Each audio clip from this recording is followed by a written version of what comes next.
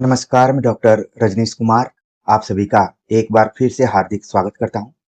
यूपीएलटी, यूपीजीआईसी, यूपीजीडीसी हिंदी 2025 मुख्य परीक्षा के दृष्टिकोण से हम हिंदी के 100 लिखित प्रश्नों की सीरीज पर आप सभी से चर्चा कर रहे हैं।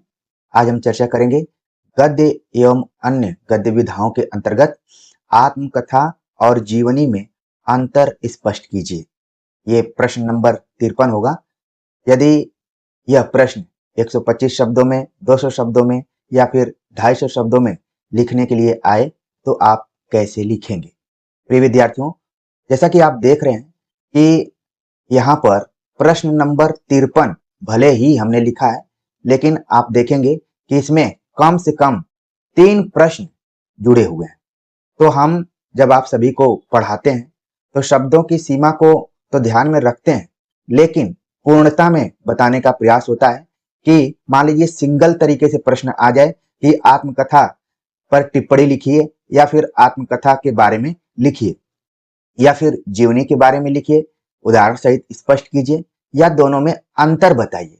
तो हमारी कोशिश होती है कि एक बैठक में पूरे प्रश्न को ठीक से समझ लिया जाए कि किस तरीके से उत्तर लिखना चाहिए।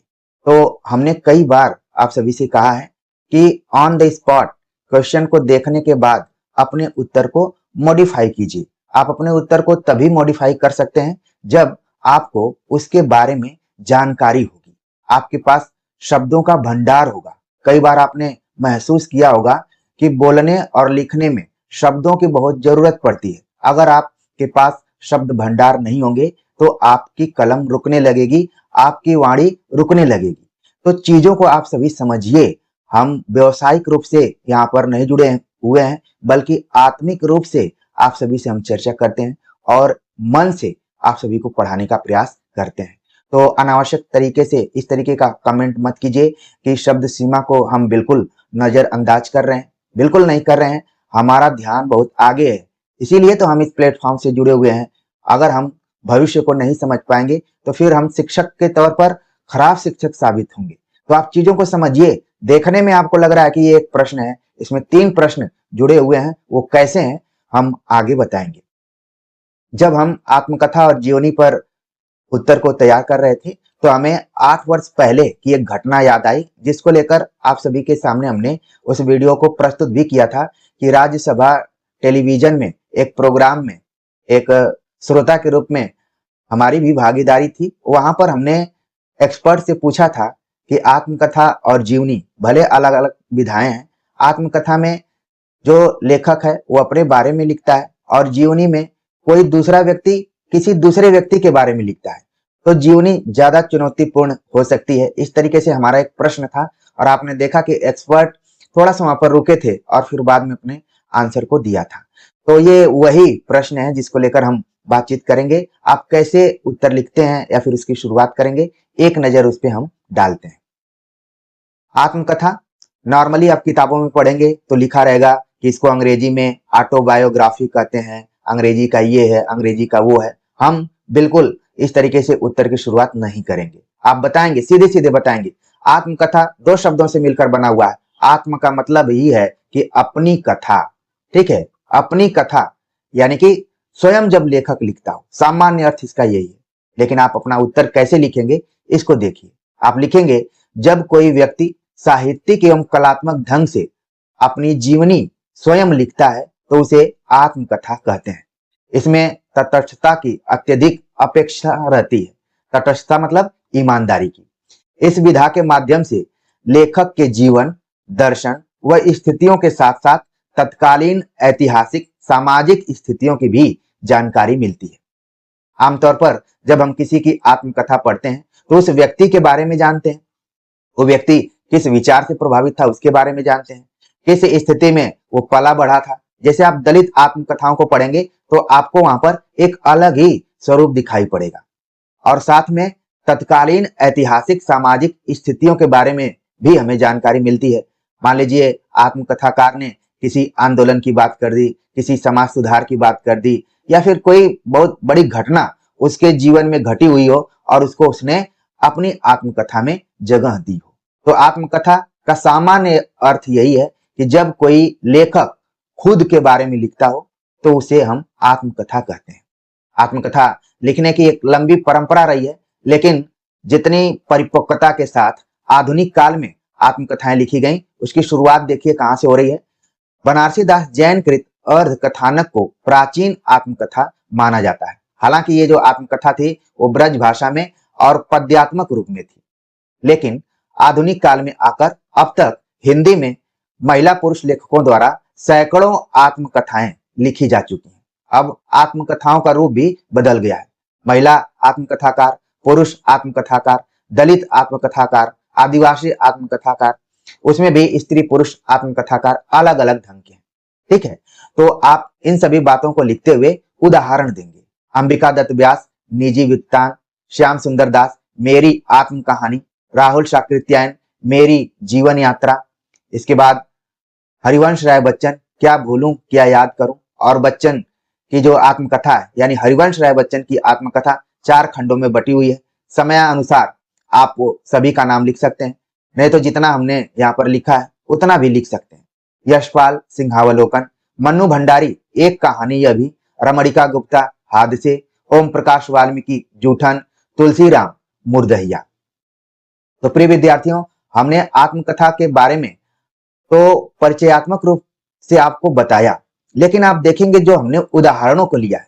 मान लीजिए आप एग्जाम में गए आत्मकथा और जीवनी में अंतर तैयार करके, लेकिन वहां पर अंतर नहीं पूछा गया, सिर्फ और सिर्फ आत्मकथा के बारे में पूछा गया, और यह भी पूछा गया कि किसी एक आत्मकथा का मूल्यांकन भी कीजिए 2-4 लाइन में।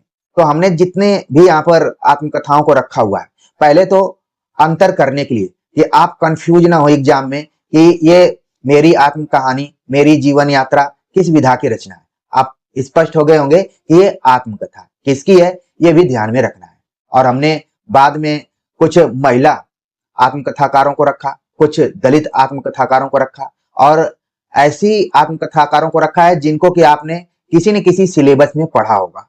कम से कम यूजीसी नेट की तैयारी किए होंगे तो वहां पर आपने पढ़ा होगा। अगर मान लीजिए आ जाए कि जूठन का मूल्यांकन कीजिए या फिर एक कहानी अभी का मूल्यांकन कीजिए, तो कम से कम आप जो तैयारी करते समय इसके बारे में पढ़े होंगे, आप लिख देंगे। तो जो भी उत्तर आप तैयार कर रहे हैं वो अपने बीच में से ही निकाल रहे हैं। तो देखिए कैसे न पढ़ते हुए भी अच्छा उत्तर लिखा जा सकता है। ये यहाँ पर आपको एक ट्रिक दिखाई पड़ा होगा। आपने वही उदाहरण दिया जो कि अपने समय के चर्चित एक तरीके से ग्रंथ रहे हैं, आत्मकथाएं रही हैं।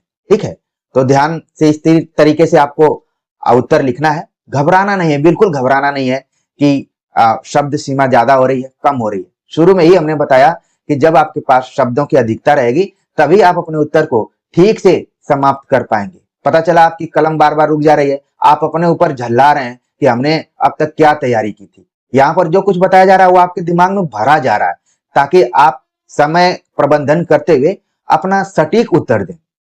ठीक है, जब मैं ही आपको कट करके पढ़ाऊंगा, अधूरा पढ़ाऊंगा, तो फिर मेरे पढ़ाने का कोई मतलब नहीं। उम्मीद है कि बातों ही बातों में आपने आत्मकथा को बहुत ही अच्छे तरीके से समझ लिया होगा कि आत्मकथा वही व्यक्ति लिखता है जो खुद के जीवन के बारे में लिखता है, उसमें ईमानदारी को ध्यान में रखता है। उसकी आत्मकथा को पढ़ते हुए उसके जीवन दर्शन स्थितियों के बारे में पता चलता है, और साथ ही सामाजिक राजनीतिक जो भी स्थितियां हैं उसकी भी जानकारी होती है। और आप बात करने के बाद कुछ उदाहरण दे दिए। हमने यहाँ पर 6-7 उदाहरण दिया हुआ है, बल्कि 10 के आसपास में उदाहरण हो जा रहे हैं। आप कम से कम 5 उदाहरण दे दिए, कोई दिक्कत नहीं है। ठीक है, आगे हम बात करते हैं जीवनी के ऊपर। जीवनी, जब कोई लेखक किसी व्यक्ति विशेष के जीवन वृत्तांत को लिखता है तब उसे जीवनी कहा जाता है। हिंदी साहित्य में जीवनी लेखन की शुरुआत भक्ति काल से ही हो जाती है। भक्तमाल, 252 वर्षों की वार्ता, 84 वर्षों की वार्ता आदि रचनाओं में जीवनी के रूप मिलते हैं, जिसमें भक्त कवियों की जीवनियां लिखी गई हैं, वो भी परिचयात्मक रूप में। आधुनिक काल में सैकड़ों जीवनियां लिखी गई हैं। अब कौन कौन सी जीवनियां हैं? जिन जीवनियों को हमने यहाँ पर रखा हुआ है सभी को आपने किसी न किसी रूप में पढ़ा होगा। उदाहरण देने के लिए हम बहुत क्लिष्ट उदाहरण दे सकते थे। आप उदाहरण के तौर पर लिखेंगे शिवरानी देवी प्रेमचंद घर में, अमृत राय कलम का सिपाही, विष्णु प्रभाकर आवारा मसीहा, रामविलास शर्मा निराला की साहित्य साधना जो कि 3 खंडों में बटी हुई है, सुधा चौहान सुभद्रा कुमारी चौहान की पुत्री उन्होंने लिखा मिला तेज से तेज। तो ये प्रमुख जीवनियां हैं। आप देख रहे हैं कि इसमें से आप एक से अधिक जीवनियों को कहीं न कहीं पढ़े होंगे। अगर मान लीजिए स्पेशली केवल जीवनी को केंद्रित करके प्रश्न पूछा जाएगा तो भी आप कर लेंगे। अब बात आती है कि आत्मकथा और जीवनी में मुख्य तौर पर अंतर कैसे किया जा सकता है। हमने एक कोटेशन, रेखा चित्र, संस्मरण इत्यादि पढ़ाते हुए आप सभी को बताया था बनारसी दास चतुर्वेदी का कि इनमें अंतर करना बहुत कठिन है। लेकिन मुख्य अंतर तो आप जान गए कि आत्मकथा में खुद लेखक अपने बारे में लिखता है, जीवनी में कोई व्यक्ति किसी अन्य व्यक्ति के बारे में लिखता है। तो लिखता है तो उस समय किन किन चीजों को ध्यान रखता है। तो आप इस तरीके से एक टेबल बना लेंगे, एक तरफ आत्मकथा, दूसरी तरफ जीवनी। हमने यहाँ पर कुल 5 अंतरों को स्पष्ट किया है। मान लीजिए ऑन द स्पॉट यही सवाल आ जाता है कि आत्मकथा और जीवनी में अंतर स्पष्ट कीजिए, तो दोनों विधाओं के बारे में एक एक लाइन लिखने के बाद इसी उत्तर को आपको लिखना है। बीच में और लिखने की जरूरत नहीं है। इतना तो आपके पास प्रेजेंस ऑफ माइंड होना चाहिए, तभी आप परीक्षाओं में हैंडल कर पाएंगे। वरना आप शब्दों को गिनते रह जाएंगे, जबकि जो चेक करने वाला है उसने शब्दों पर ध्यान ही नहीं दिया। आपको 2 ही चीज ध्यान रखना है, समय प्रबंधन का ध्यान रखना है और ठोस तरीके से अपने उत्तर को लिख दें। तो देखिए अंतर कई दृष्टिकोणों से किया जा सकता है। पहला दृष्टिकोण है कि विषय के आधार पर, दूसरा उसकी जो शैली उसके आधार पर, तीसरा आप देखेंगे परिप्रेक्ष्य के आधार पर, ये दोनों विधाओं का परिप्रेक्ष्य क्या है, तीसरा उद्देश्य, चौथा जो है उद्देश्य के आधार पर, ठीक है, और पांचवा उदाहरण के आधार पर। तो इसी आधार पर आप अंतर कर सकते हैं। हम देखते हैं आत्मकथा जब लेखक स्वयं के विषय में लिखता है, मतलब अपने जीवन के बारे में लिखता है। जीवनी जब लेखक किसी अन्य व्यक्ति या महापुरुष के विषय में लिखता है। पहला अंतर क्लियर हो गया। दूसरा अंतर बहुत ही महत्वपूर्ण अंतर है। लेखक मैं और मुझे शैली में अपनी बातों को लिखता है। जब भी आत्मकथा आप पढ़ेंगे तो उसमें मैं या फिर मुझे शैली का प्रयोग दिखाई पड़ेगा। जीवनी में लेखक वह और वे शैली का प्रयोग करता है, यानी कि इस शैली में अपनी बातों को लिखता है। किसी के बारे में लिख रहा है तो लिखेगा कि वह यह काम किए, वे ऐसे थे, इस टाइप से। तो इस शैली का प्रयोग आप देख रहे हैं। दोनों की शैलियों में भी अंतर है। इसको आप अंडरलाइन ऐसे कर लेंगे, क्योंकि जब मैं टाइप किया था तो ये अंडरलाइन था, लेकिन इसको जब हमने इस तरीके से कलर दिया तो अंडरलाइन इसका खत्म हो गया। आप लोग जरूर कर लीजिए, ठीक है। यहाँ पर 2 होना चाहिए था, ठीक। इसकी थोड़ी सी यहाँ पर क्रम आप देख लीजिए, क्योंकि टाइपिंग में थोड़ा हो जाता है, ठीक है। तीसरा अंतर है लेखक अपने निजी अनुभवों, विचारों, भावनाओं और घटनाओं की व्याख्याओं को प्रस्तुत करता है। यानी लेखक जो अपने जीवन में भोगा हुआ है, अनुभूत किया है, उसको बहुत ही ईमानदारी के साथ, निष्पक्षता के साथ, तटस्थता के साथ प्रस्तुत करता है। जीवनी में लेखक व्यक्ति विशेष के जीवन को शोधपूर्ण साक्षात्कारों और अभिलेखों के माध्यम से साहित्यिक रूप में प्रस्तुत करता है। जीवनी लिखना कठिन है। आप अपने बारे में तो लिख सकते हैं बढ़िया, लेकिन जीवनी लिखने से आप किसी व्यक्ति विशेष के महत्व को स्थापित कर रहे हैं, उसके जीवन के बारे में लिख रहे हैं। जब तक उस व्यक्ति विशेष को बहुत अच्छे से आप नहीं जानते होंगे या फिर उसके बारे में बहुत अध्ययन नहीं किए होंगे, नहीं लिख पाएंगे, ठीक है। जिस प्रोग्राम में मैं गया था, कुंदन लाल सहगल की पुस्तक जिसे लेखक ने लिखा था, उन्होंने जीवनी लिखा था कुंदन लाल सहगल पर। तो उन्होंने इस चीज को बतलाया कि बहुत सारी चीजों को उन्होंने छिपा दी एक तरीके से, और जो अच्छी चीजें थी उसी को रखे हुए थे। अब बाद में उन्होंने मेरे प्रश्न का जवाब देते हुए 1-2 घटनाओं का जिक्र भी किया। हमारा यही सवाल था कि आत्मकथा में तो लेखक अपने बारे में पूरी जानकारी दे देता है, वो भी ईमानदारी से। ईमानदारी आत्मकथा की सबसे पहली और बड़ी कसौटी है। जीवनी में लेखक उस व्यक्ति विशेष की बहुत सारी चीजों को छुपा भी सकता है, ठीक है, जो कि पाठकों पर बुरा प्रभाव डाल सकते हैं। तो यहाँ पर जो लेखक है वो व्यक्ति विशेष के जीवन को शोध पूर्वक, मतलब पूरा रिसर्च करके, फिर इंटरव्यूज का पढ़े, फिर अगर उससे संबंधित कोई दस्तावेज है, अभिलेख है, तो उनको भी पढ़ते हुए एक साहित्यिक रूप में प्रस्तुत करें। जैसे आप प्रेमचंद घर में या फिर आवारा मसीहा पढ़ें, कलम का सिपाही, तमाम चीजें। चौथा अंतर है, लेखक का उद्देश्य अपने जीवन की कहानी ईमानदारी से प्रस्तुत करना होता है।